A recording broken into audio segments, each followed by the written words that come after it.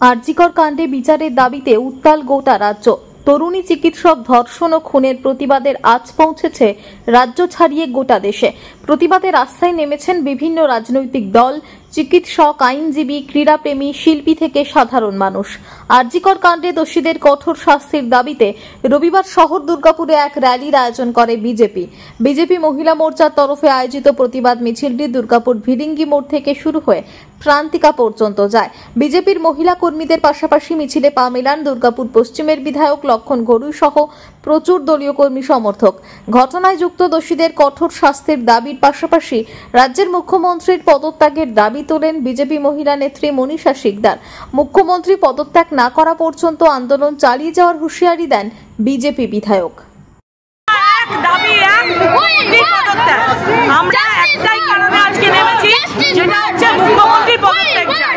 আপনারা দেখেছেন যেভাবে অভয়াকাণ্ড হয়েছে, যেভাবে স্বাস্থ্য, শিল্প, শিক্ষা, পশ্চিমবঙ্গের সমস্ত কিছু রসাতলে পাড়ি দিয়েছেন ওই নির্লজ্জ মুখ্যমন্ত্রী, মহিলা মুখ্যমন্ত্রী। আজকে তাকে নবান্ন থেকে আজ না হোক কাল আমরা নামাবো, এই আমরা আজকে আন্দোলনে নেমেছি। তিলোত্তমার যে হত্যা এখনো বিচার পায়নি, সারা বাংলা জুড়ে বিজেপি পক্ষ থেকে আন্দোলন চলছে। আমরা 26 দিন ধর্ণা করেছি, ধর্মতলা বসে আমরা বন্ধ দেখেছি, আমরা রোড ঘেরাও করেছি, ব্লকে ডেপুটেশন দিয়েছি।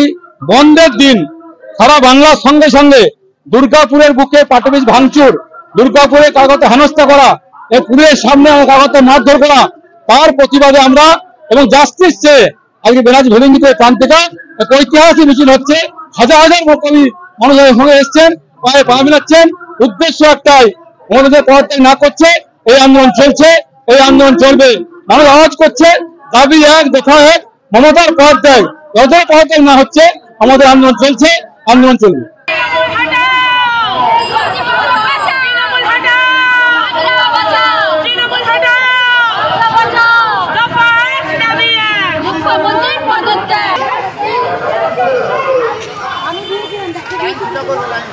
দুর্গাপুর থেকে দেবজ্যোতি ঘোষ ও সনাতন গড়াইয়ের রিপোর্ট, টিভি নিউজ 10।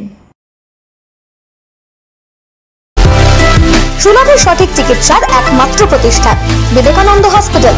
24 ঘন্টা emergency service, blood bank, trauma care. আপনাদের সেবায় আমরা তৎপর। গুণমান ও পরিষেবায় দুর্গাপুর বিধাননগরের ডক্টর জাকির হোসেন এভিনিউর বিবেকানন্দ হসপিটাল শিল্পাঞ্চলের মানুষের মন জয় করেছে।